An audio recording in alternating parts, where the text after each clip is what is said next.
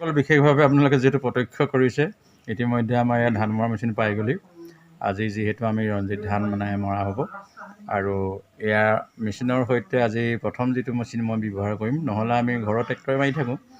কিন্তু আজি ভাবিছোঁ যে অকণমান এডভান্সত যিহেতু আমি যাব বিচাৰিছোঁ মানে কথা হ'ল কি কম সময়ৰ ভিতৰত অতিৰিক্ত ধান যিটো মাৰিব পৰা মেচিন আমাৰ আছে